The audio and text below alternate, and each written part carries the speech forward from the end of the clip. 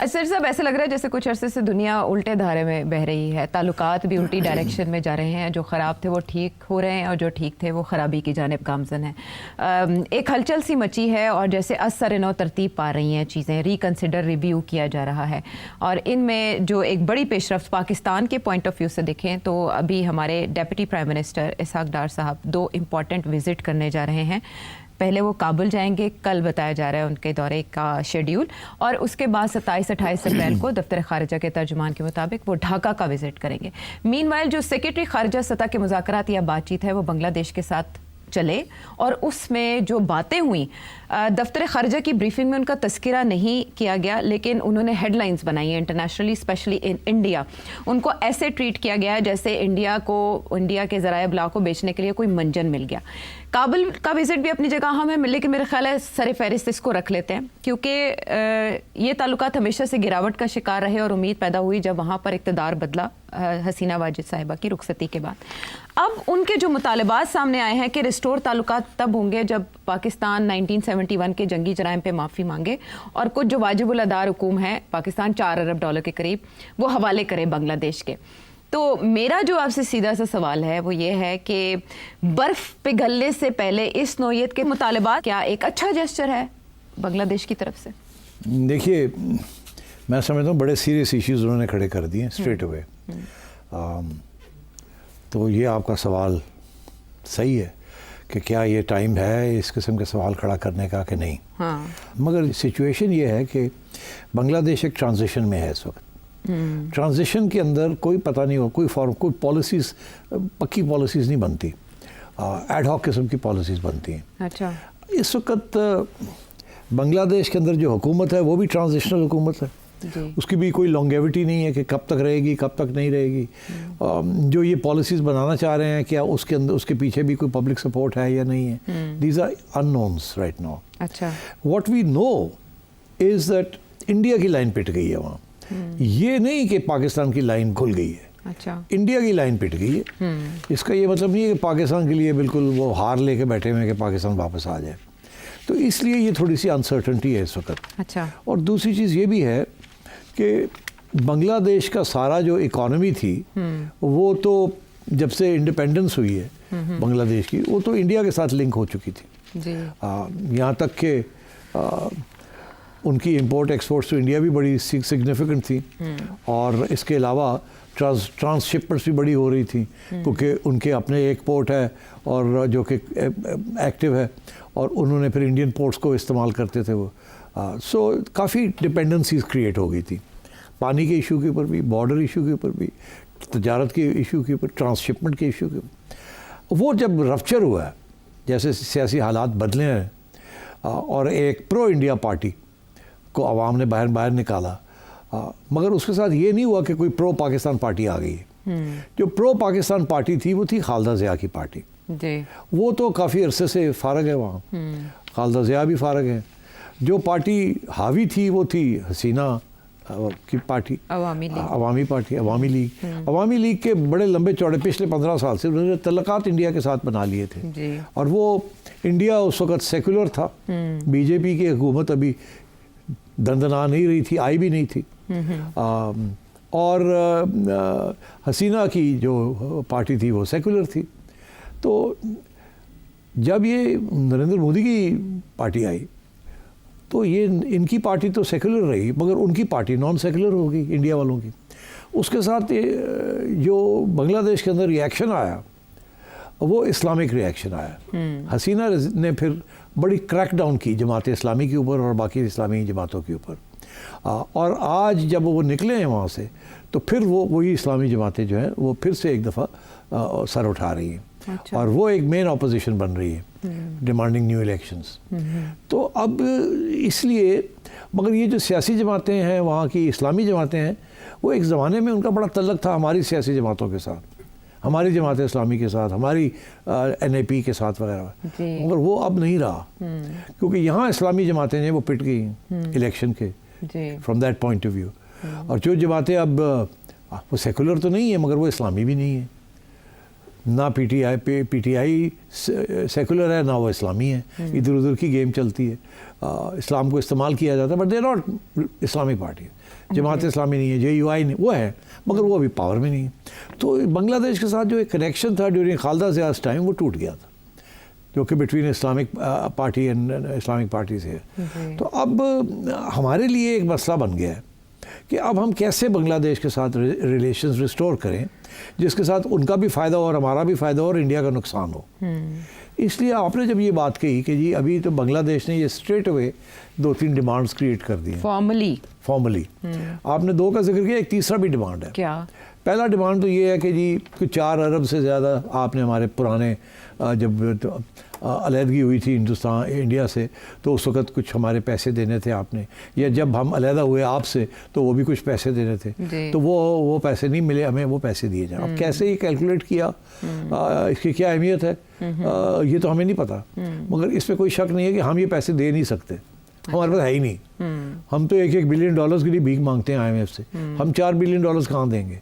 तो ये इस चीज़ को उठाना है इस वक्त, इट्स वेरी सरप्राइजिंग, क्योंकि अगर आप ये चाहते हैं कि पाकिस्तान के साथ आप कोई तल्लकात बनाएं, तो इस किस्म की डिमांड्स नहीं रखने चाहिए आप, क्योंकि आप आइसोलेटेड है, इंडिया आपके बॉर्डर पे बैठा है, आपके सख्त खिलाफ है, आपके सियासी लीडर जिसको आपने निकाला है वो इंडिया के अंदर पनाह लेके बैठी हुई है, और इंडिया सोच रहा है कि आपको कैसे डिस्टेबलाइज किया जाए, और आप के कोई चाइना के साथ कोई ख़ास तल्लकात नहीं है इस रीजन में, तो अगर दूर से कोई हाथ में बटाना चाह रहा है आपका, तो आप इस किस्म की डिमांड स्ट्रेट अवे आप क्यों कर रहे हैं? तो ये सवाल आपका बचा है। ठीक है। मैं ये समझता हूँ ये सिर्फ इनएक्सपीरियंस है और इनसिक्योरिटी है। अच्छा। इनसिक्योरिटी इसलिए बिकॉज बांग्लादेश के अंदर भी एक बहुत सख्त नेशनलिज्म है, वो नेशनलिज्म जिसके बेसिस के ऊपर एंटी पाकिस्तान सेंटिमेंट बना था वहाँ। अच्छा।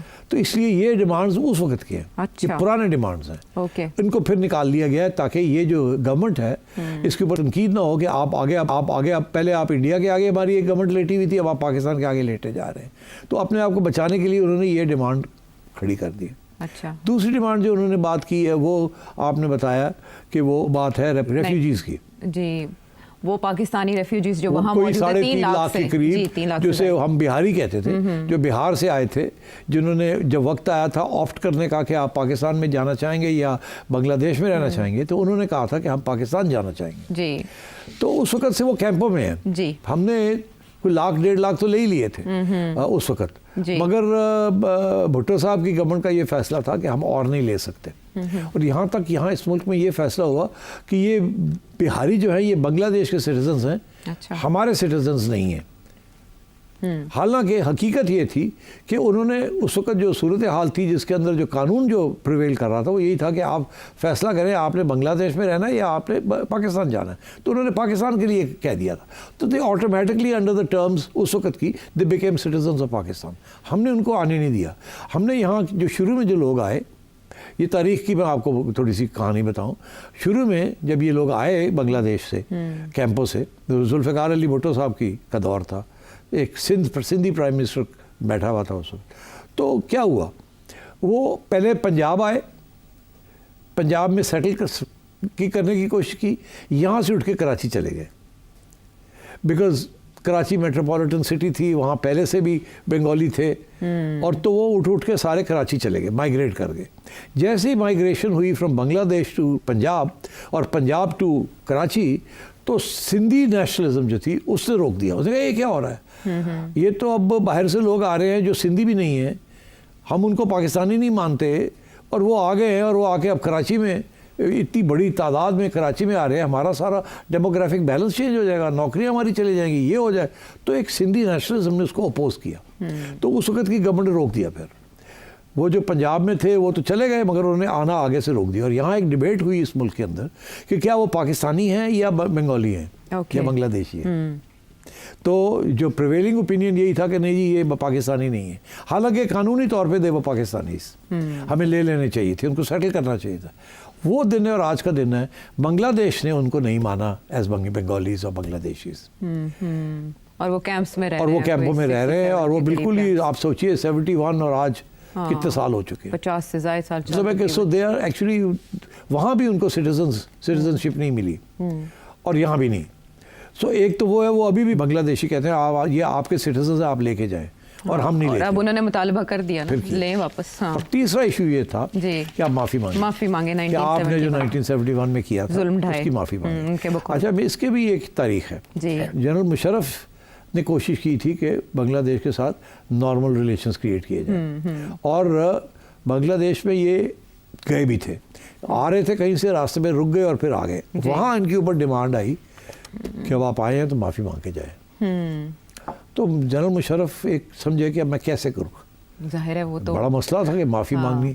हाँ। माफ़ी फौजी मांगने का मतलब सरबराह। ये है कि हमने ये किया जो आप कह रहे हैं किया हमने किया। हम तो तस्लीम ही नहीं करते कैसे कि जो हमारे पे इल्ज़ाम है कि वहाँ किस किस्म की जो कुछ हुआ वो हम तो तस्लीम नहीं करते। जी। हम तो ये कहते हैं हमारी तो इंडिया के साथ जंग हुई, हमने तो और की ही और कुछ। इंडिया ने साजिश की। और इंडिया ने, मगर जो वहाँ बंगालियों के साथ जो हुआ, जी। जो उनका बयानिया है वो तो हम तस्लीम ही नहीं करते, और वो बड़ा ख़तरनाक बयानिया है।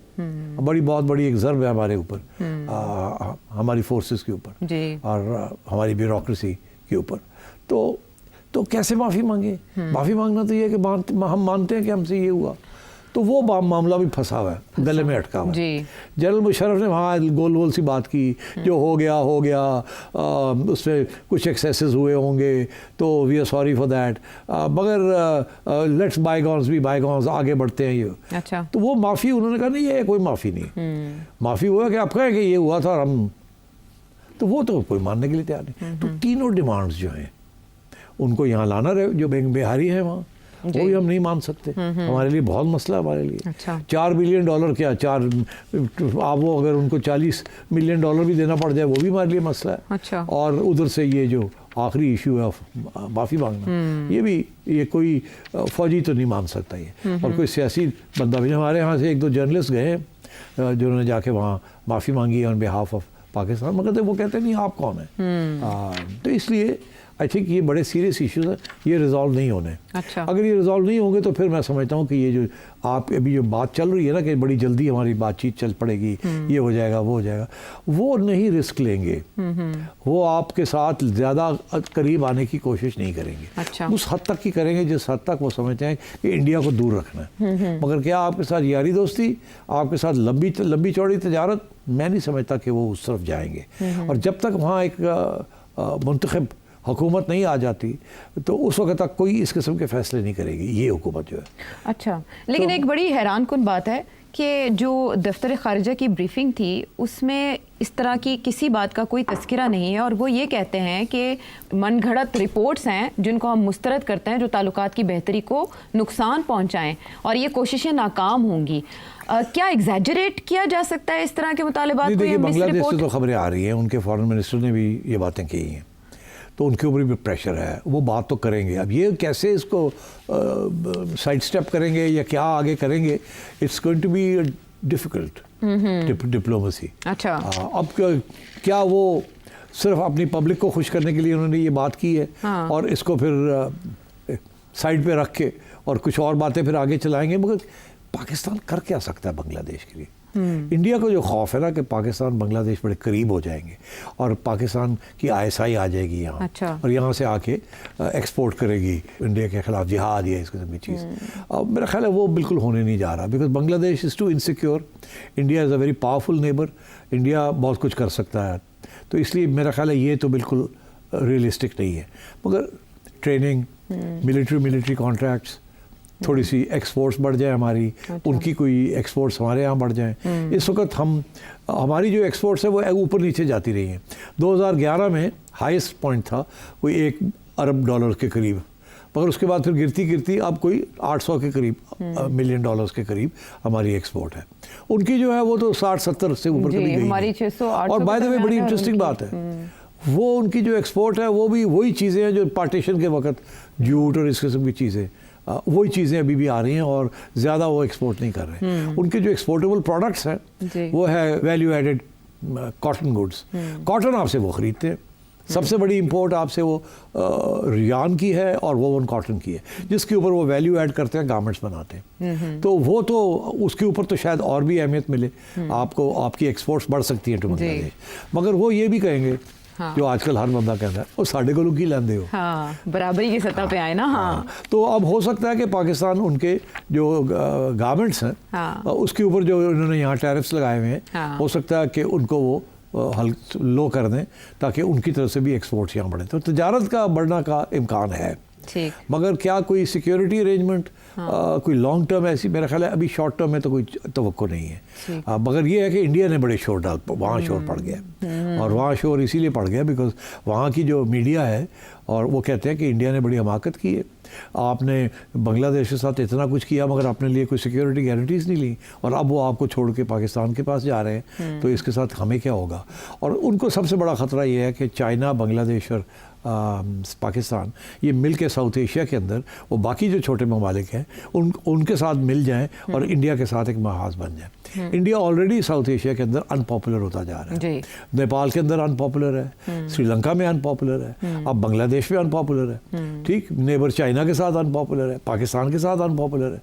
तो इंडिया की जो सारी जो स्ट्रैटेजी रही है इस एरिया को डोमिनेट करने की, बिकॉज एक चीज़ रियल पॉलिटिक्स में, ग्लोबल पॉलिटिक्स में एक चीज़ नुमाया है, वो क्या है, तो ये है कि अगर आप अपनी रीजन के अंदर एक हेजमन बन जाते हैं, एक बड़े भाई बन जाते हैं, तो फिर तो आपकी हैसियत है, अगर आप ग्लोबल लेवल पे भी आप पार्टिसिपेट कर सकते हैं। मगर अगर अपनी रीजन में ही आपको कोई नहीं मानता, इसके बावजूद कि आप सबसे बड़े, आपकी इकोनॉमी सबसे बड़ी है, आपकी मिलिट्री सबसे बड़ी है, सब कुछ है, मगर आपके जो नेबर्स हैं छोटे छोटे वही नहीं आपको मानते, तो आप हेजमन कहाँ बनेंगे, आप ग्रेट पावर कैसे बनेंगे। तो इंडिया का जो शौक है ना अपने आप को ग्रेट पावर, वो ग्रेट पावर उस वक्त तक नहीं पूरा हो सकता जब तक अपनी रीजन के अंदर आपकी हेजमनी जो है वो इस्टेब्लिश नहीं होती, और दिन ब दिन इंडिया की हेजमनी रीजन के अंदर गिरती जा रही है।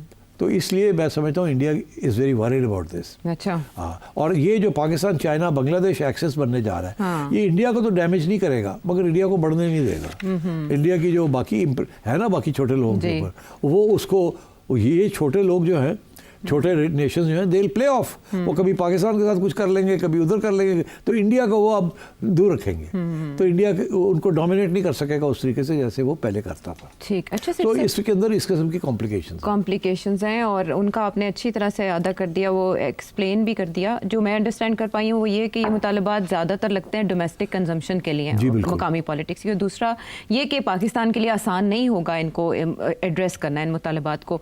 आपने कहा परवेज़ मुशर्रफ साहब के लिए भी ये नहीं पॉसिबल था, उसके बाद हिना रब्बानी खैर जब 2012 में गई तब भी ऐसा ही मुतालबा किया गया और आगे बात नहीं बढ़ी। तो डू यू थिंक कि इसहाक डार साहब का दौरा पोस्टपोन हो सकता है या कोई दरमियानी रास्ता? पोस्टपोन होगा, क्योंकि ये जब तय हो जाते हैं दौरे तो फिर पूरे करने पड़ते हैं। ये ऐसे नहीं है कि इनको पता नहीं है कि ये वो बात करेंगे। अच्छा, इनको शायद ये, अगर ये समझते हैं कि ये पब्लिक कंजम्पशन के लिए बात करेंगे मगर ये रुकावट नहीं बनेगी इन फर्दर नॉर्मलाइजेशन, तो मेरा ख्याल है इसी किस्म की अंडरस्टैंडिंग होगी कि हम रेस तक बात तो करेंगे, आपने जो जवाब देना दे दे, और आहिस्ता आहिस्ता रिलेशनशिप को बढ़ाते हैं, मगर हम इग्नोर नहीं कर सकते। मैं आपको एक बात बताऊं, मेरा ख्याल है वो पैसे वाली बात तो वो करेंगे मगर हमारे पास गुंजाइश नहीं है पैसे देने की। वो माफ़ी की भी बात करेंगे, ये गोल वोल सी बात करके निकलने की कोशिश करेंगे जैसे पहले। वो जो रेफ्यूजीज़ का मामला है ना, उसके ऊपर सीरियस बात हो सकती है, क्योंकि देखिए बांग्लादेश भी तो चाहेगा ना कि कोई तो कंसेशन दो ना, मगर मेरा ख्याल है ये इस गवर्नमेंट को कंसेशन नहीं देंगे। अगर कहीं कंसेशन देनी पड़ी कि जी चलें रिपैट्रिएशन शुरू करते हैं, सिंबॉलिक ही हो जाए, आप 10,000 भेज दें, हम प्लानिंग करते हैं उनके लिए यहाँ कुछ बनाने की, क्या हमारे तो ऑलरेडी पॉपुलेशन प्रेशर है, हमारे ऑलरेडी जॉब्स नहीं है, बहुत मसले हैं।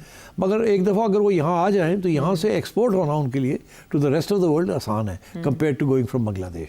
तो मतलब है कि वहाँ कुछ थोड़ी बहुत पेशकदमी हो सकती है। अगली हुकूमत आए, वो पाकिस्तान के साथ कोई मुआहदे करे, अच्छे तल्लुकात रहें, तो फिर देखा जा सकता है कि थोड़े बहुत ये कोई एज ए गुडविल जेस्चर कि भाई चले ठीक है 8-10 हज़ार बंदे हम ले लेते हैं एज अ गुडविल जेस्चर, मगर पैसे तो है ही नहीं हमारे पास देने के लिए। और हम पता क्या कहेंगे, हम कहेंगे तजारत कर लो और उसमें कंसेशंस आपको एडजस्ट कर, और आप मेहरबानी करके जो अपना गुड्स बेचते हैं उसमें से टैरिफ हम गिरा देते हैं, तो आपको उसमें फ़ायदा हो जाएगा। इस किस्म की बातें हो सकती हैं। ठीक है, इससे ज़्यादा नहीं हो सकती, मगर ये नहीं हो सकता कि पैसे साढ़े को ही नहीं दिए। हाँ, $4.52 बिलियन देना कहाँ, 2.5 नहीं दे सकते तो 4.5 की देना है।